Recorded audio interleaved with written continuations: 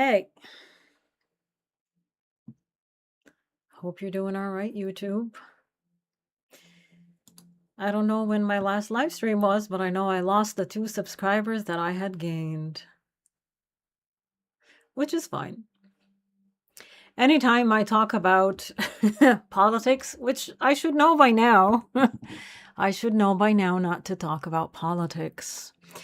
It ends up costing me a lot. But it's also an eye-opener. It's also an eye-opener on a lot, actually, on where I am and where everyone else is. Um, and it helps me put things in perspective. But again, I don't know for sure that that's why I lost subscribers. It doesn't really matter. Uh, it doesn't really matter anymore. Hello, whoever is here. Thank you for watching. Thank you for clicking on this video.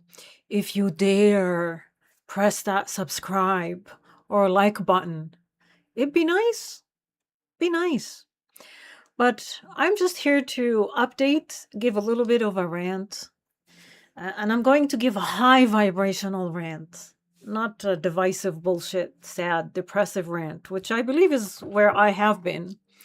But nonetheless, it's still a rant. And then after I'm done here, I'm going to take my tarot and I'm going to run into my Patreon and I'm going to do a tarot reading because I owe it to my lovely Patreon supporters. And someone subscribed to my Patreon overnight last night. Thank you. I'm going to go in and give my gratitude to you and to everyone else who's there. And thank you to everyone who's been donating. I think a lot of people know that I'm struggling right now. Well, I've been struggling for a while. Nothing has changed really. It's pretty much day by day for me here. And yeah, there's been an uptick in donations. And thank you. It means a lot to me. How have you been? How are you doing in the heat, in this lovely, lovely heat wave that we are going through? Please do feel free to chit chat with me. I'm here to give a little bit of an update, and I think I gave a little bit of an update already, but there's a specific thing that I want to give an update about. And I really want to stay away from, oh, I wrote a book, and this is my book, and you should buy my book, and my book is amazing, and start pumping my book. I don't want to do that because I don't like it when people do that, and I see right through that. And I imagine people can see right through that as well. But I did write a book. I took all my spiritual writings that I have been publishing and everyone has been ignoring, which I understand why everyone's been ignoring because my publishing has been very lazy. I used to publish my spiritual writings on Substack. They were filled with typos, grammatical errors. Some of them were nonsensical, like they didn't make sense. I understood them, but when I read them again, I'm like, huh? So I kind of get it. And I overused words like consciousness. It kind of reminded me the people that keep saying Jesus, Jesus, Jesus, Jesus, Jesus, Jesus, or God, God, God, you know, it's like ad nauseum, like you get nauseous at some point. And I did that with the term consciousness. So I took a big chunk of my writings, not all of them. I did leave some, and I'm not sure what I'm going to do with them. I'm probably going to write another book. And I cleaned them up. I cleaned them up and I changed them. And I changed the titles and I changed the pictures and I changed the content. And I really I poured my heart and soul into it. And I created a book. And I'm done. I finished my book. I I went through it, I edited it, I fixed the typos again. And now I'm in the process of trying to publish my book. Hence the name of the title of this live stream. And I am not a writer. I've never been a writer. So I really don't know much about the book publishing industry outside of things, that you hear, like mainstream things. So I started to get my, I guess, feet wet by approaching traditional. First of all, I had to realize that there's a difference between non traditional and traditional book publishers, which is non traditional book publishers are called vanity publishers, which I had discussed before on here. And those are the people that you can write pretty much anything and you give them some money. You've got, some money on you, and you give them money and they do everything. They edit the book, they finish it for you, they market it for you, you send yourself on a book tour, like everything you pay. You pay them, and then they take a cut from your royalties. But you can tell people, I've published a book. You can sit there and say that. So those are the majority right now. Traditional book publishing companies or traditional book houses are what people like J.K., the lady who wrote Harry Potter, really struggled to go through, because I believe she was in poverty when she wrote Harry Potter, and she ended up sending her manuscript to like 13 different publishers, and everyone rejected until the final one accepted her and they gave her a deal and she became famous. And that's the dream that this is the romanticizing that we dream of, right? And I was hoping, and I'm no Harry Potter, author, but I do believe that I wrote something good. The book that I did write, or the manuscript, is spiritual, and it is very, very, very conscious. It is very high vibration. It is not fake. It shines a light on a lot of things, and the main theme is unity, and seeing beyond the illusion, seeing beyond ideological beliefs, seeing beyond even religious doctrines, cultural upbringing, seeing beyond the conditioning. That's what I wrote about. And trying, to navigate this muck, the sea of muck of what has become of the publishing industry, I have found that traditional book houses are not only dying, but they are extremely selective in who they publish. You should know this, and I hope you watch this video. If you are a person who has written a book and knows nothing about the publishing industry, you should watch this live, because there is a few nuggets in here that will help you.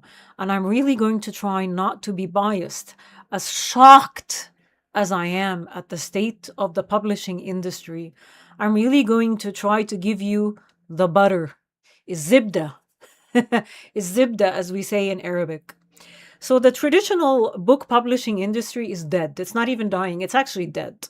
The ones that are out there are very selective. They accept somewhere between 3 to 8% of submissions. And a lot of them are closed. Like if you go to their websites, they will tell you, we are not accepting submissions right now. Please check back again later.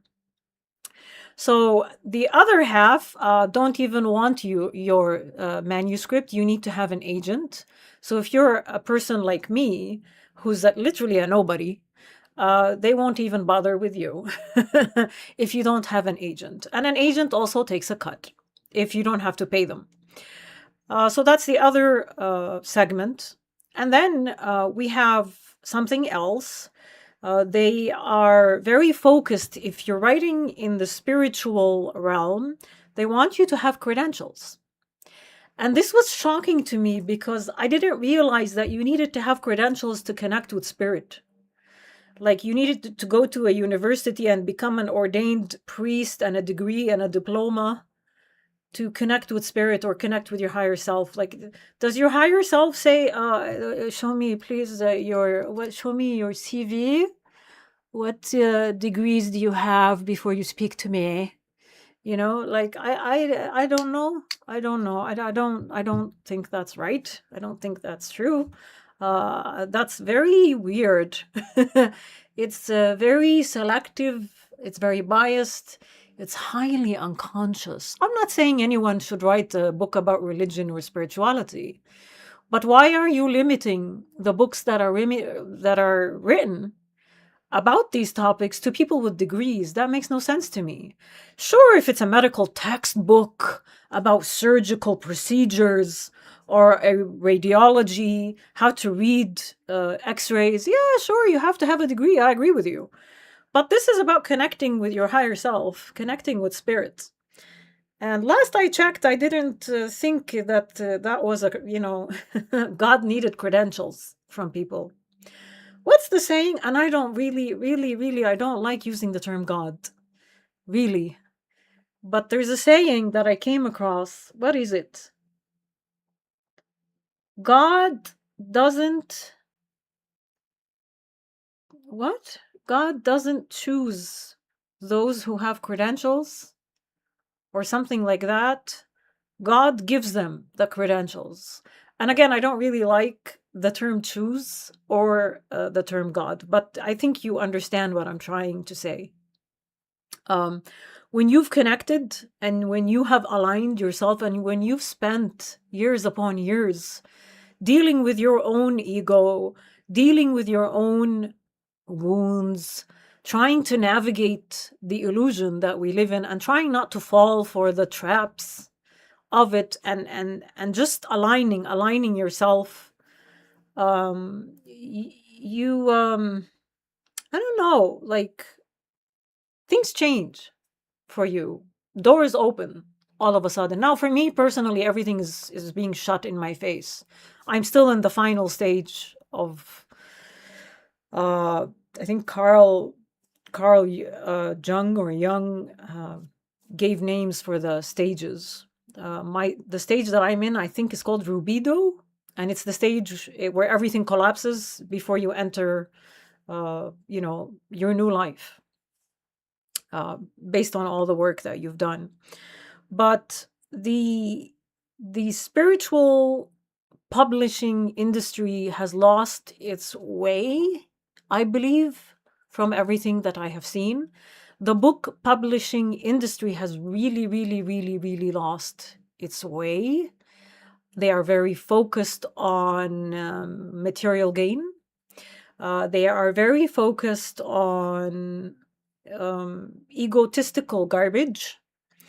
The other thing that I noticed is where I live in Canada, I've looked at spiritual publishing companies, and they are literally non-existent in Canada. I think I found one. And even that one, like, spirituality is like at the end. All the publishing companies in Canada are very focused on LGBTQ plus, on Indigenous peoples, on diversity, all the rubbish.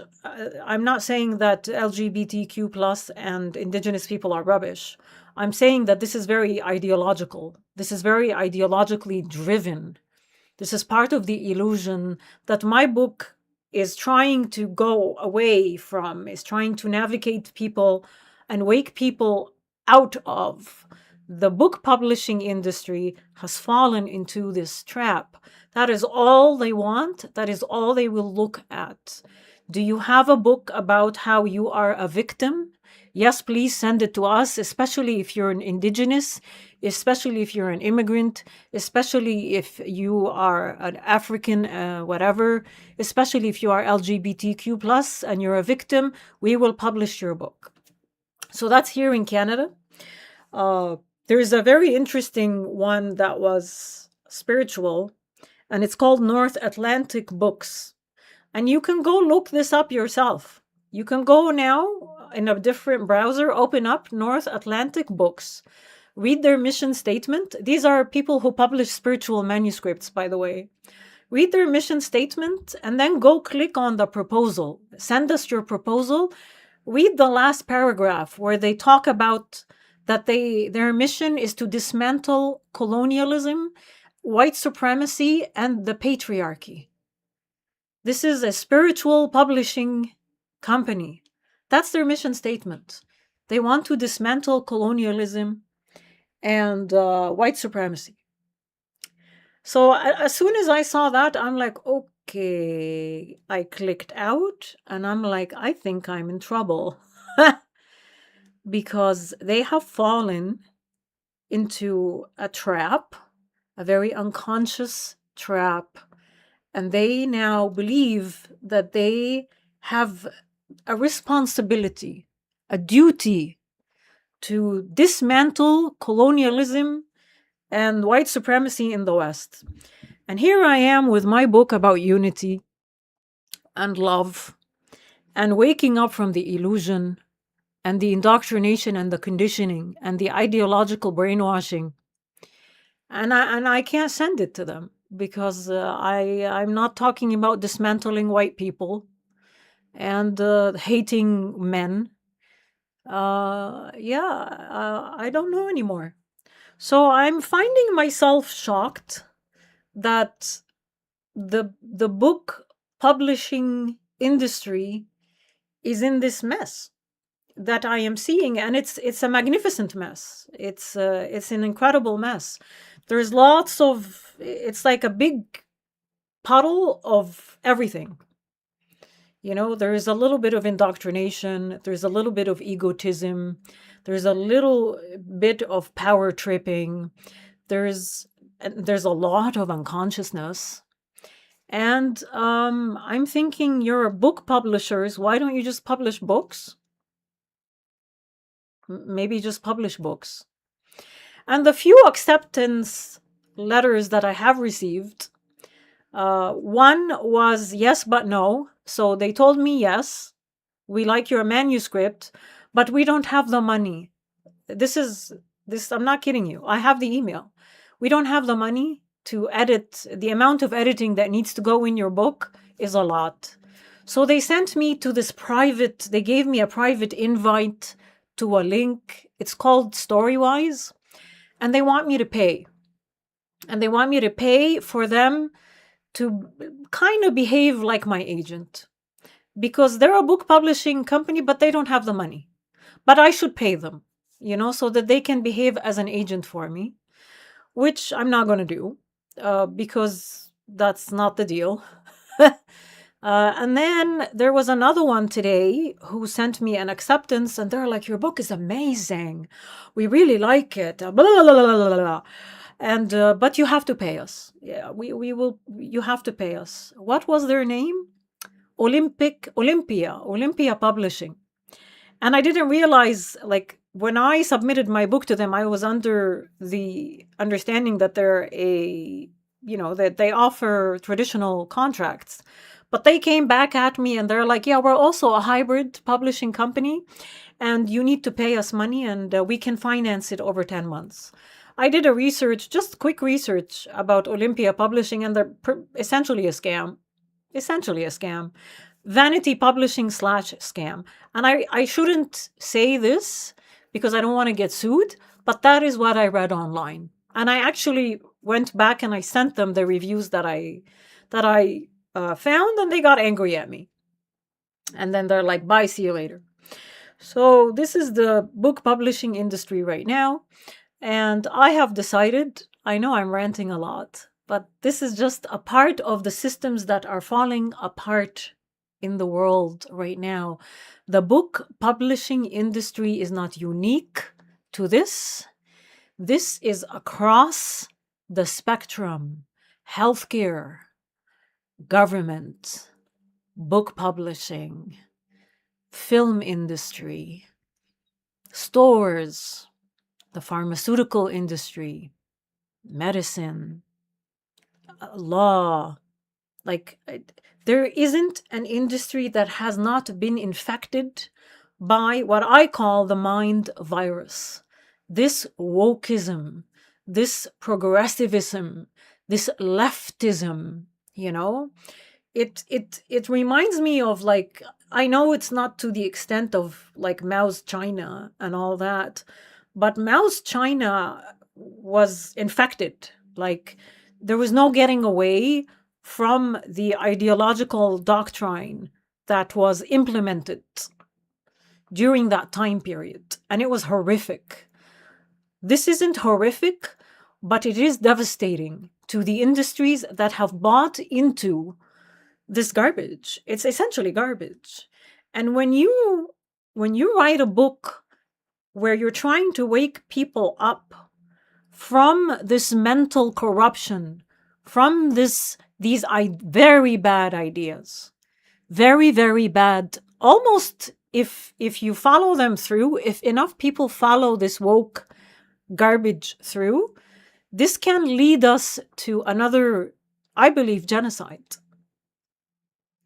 And I don't think I'm the only one who thinks this, by the way. There are intellectuals out there that are calling wokeism, leftism, this new age liberalism, it's a genocidal ideology. If you see it through.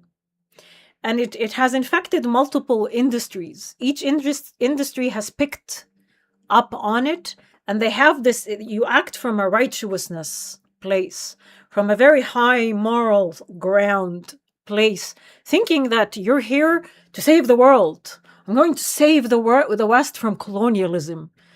Who told you this? Who wants this? What do you want? Like, what are you trying to do exactly? I mean, the West is pretty much already destroyed. So when your goal is to wake people up from this, and you're submitting your work to an industry or to a company that has completely taken on this ideology, I don't know, man. It's not gonna work. Like, so Yuri Besmanov, Captain Kaboom, hello. Yuri Besmanov spoke of this, its ideological subversion. Yes, I remember. When I was a political activist back in the day, one of my earlier videos that I did was about Yuri Besmanov. And interestingly enough, Yuri Besmanov started here in Canada. And Canada is one of the worst countries right now in the West when it comes to this ideological subversion rubbish. We are really struggling. Like I said, every book publishing, you can do your research. Don't believe me. Go research. Go look up book publishing companies in Canada. Every single one of them, LGBTQ+, diversity, equity and inclusion, immigrants and indigenous. Every single one of them. Every single one. Every one. It was incredible to me. I'm like, there isn't one that doesn't want LGBTQ, not one.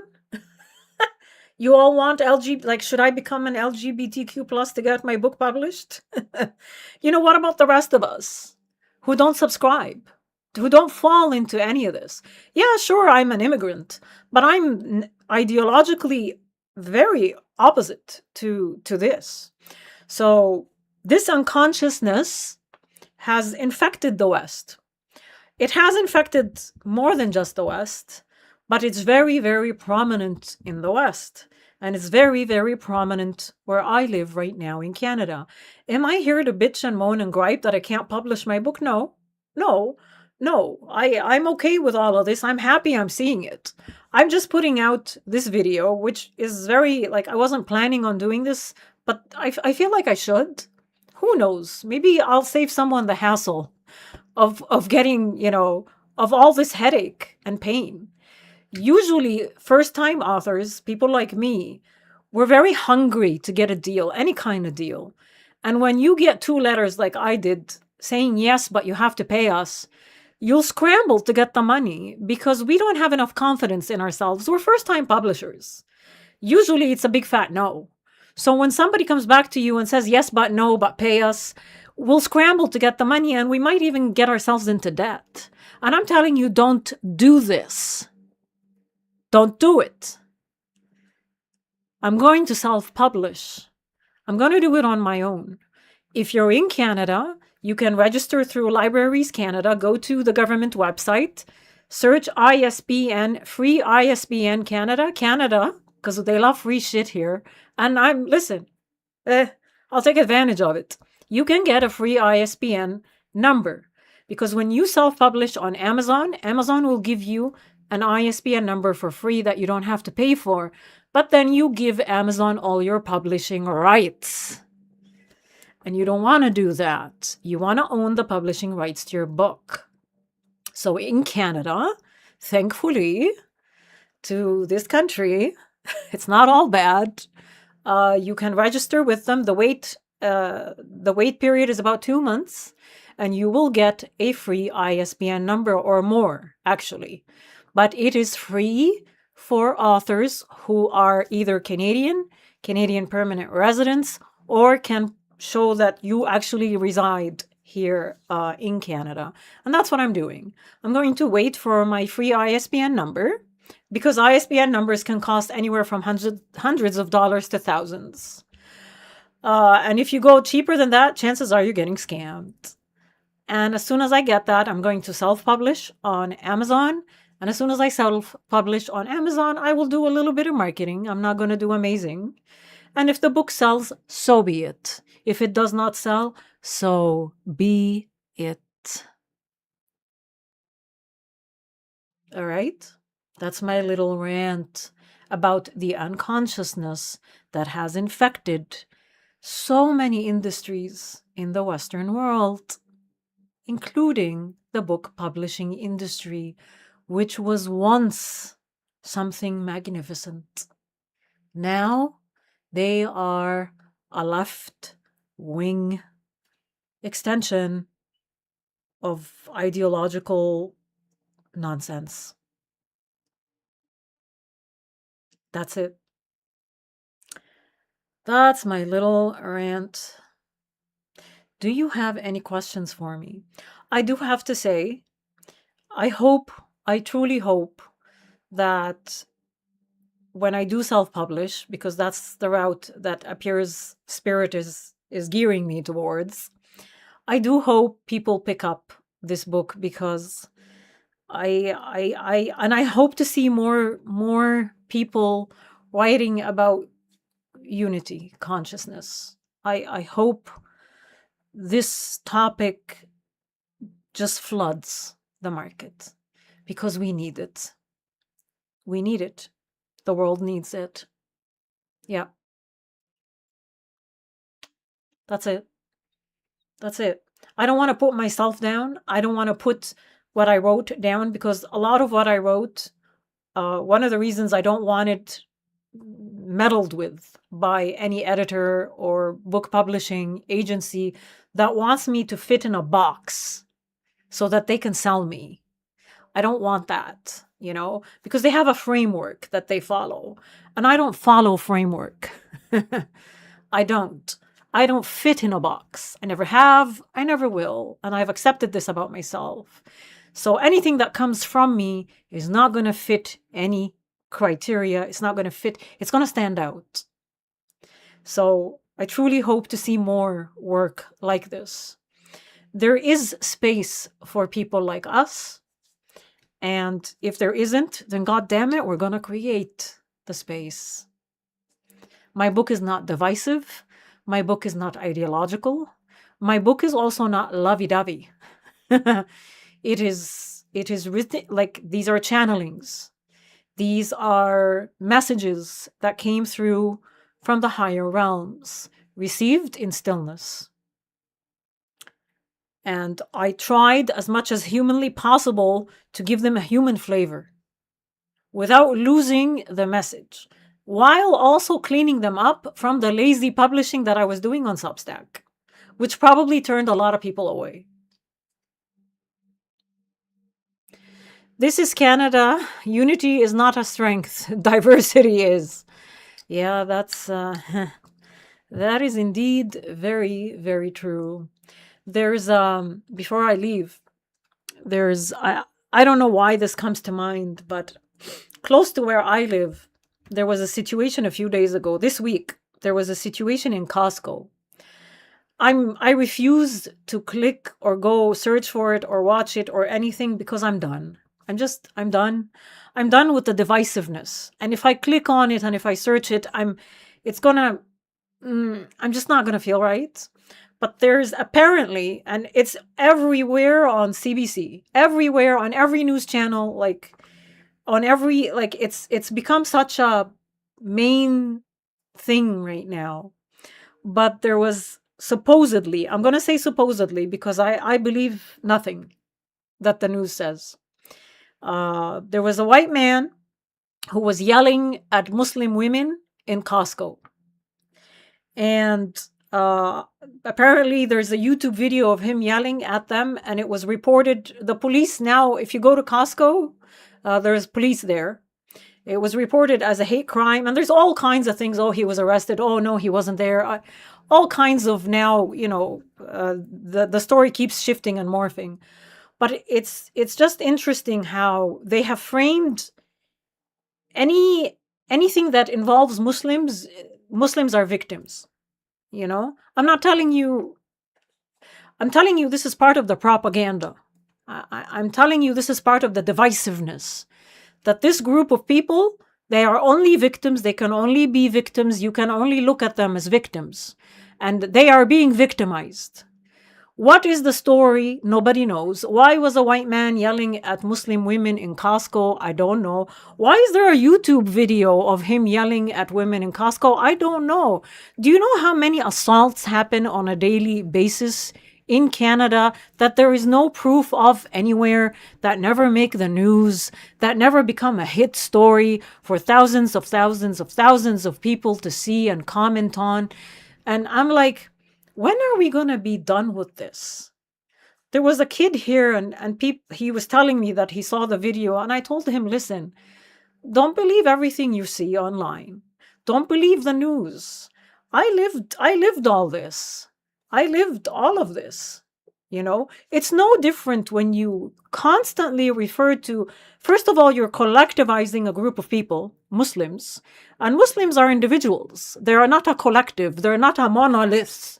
Oh, the Muslims, these are the Muslims. Here they are. Muslims are a group of people, and every person is an individual.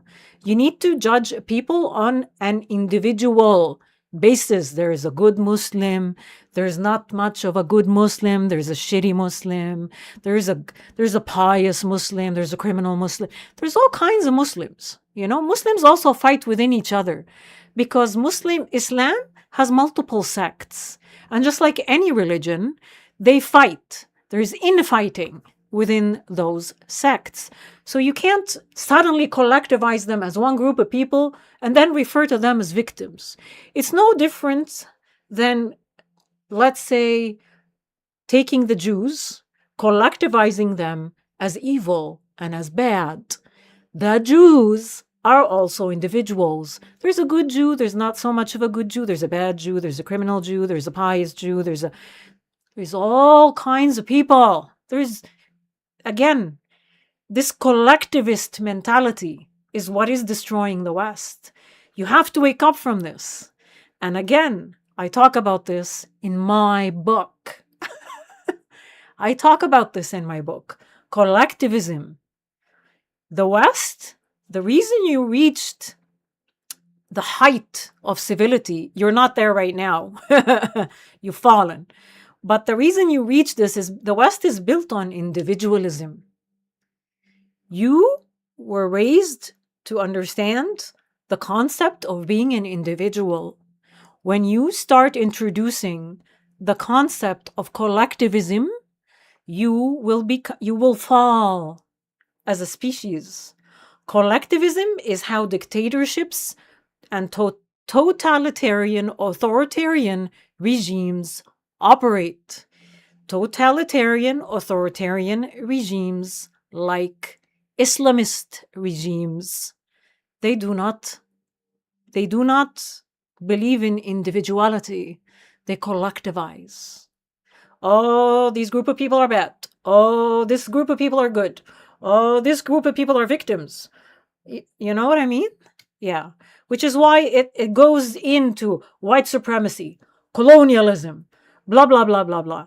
Indigenous people, these group of people, it's fuck off. People are individuals. Let's go back to that. Go back to that.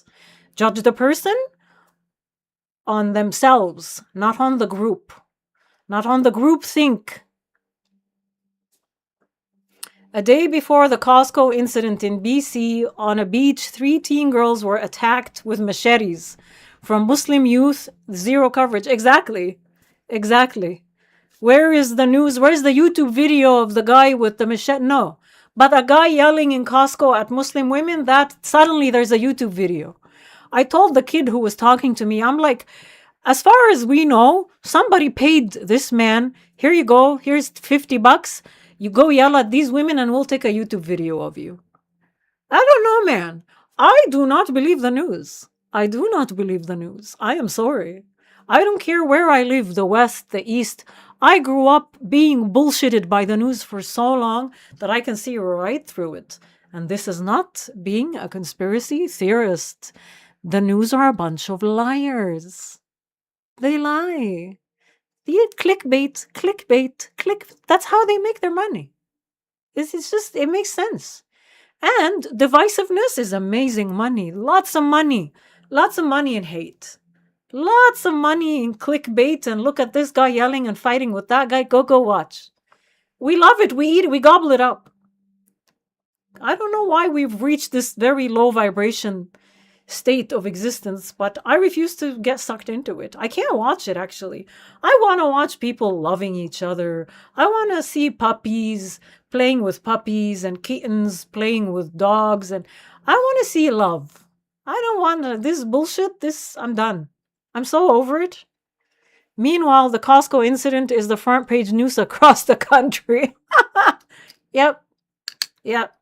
Because, girls being attacked by a machete is not important. It's not important, especially if they're white girls. Because we're trying to dismantle colonialism and white supremacy. There. I got it off my chest. All right. I feel so much better now. Okay, guys. Well, thank you, Captain Kaboom. Thank you, Captain Kaboom, for being here, hun. I'm going to head over to my YouTube.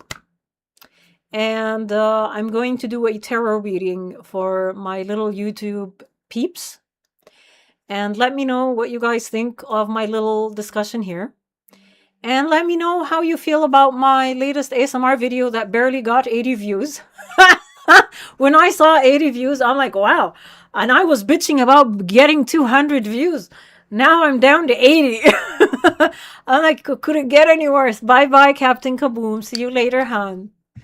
All right, guys. Thank you so much. Thank you for watching. Thank you for your love. Thank you for your support. I love you.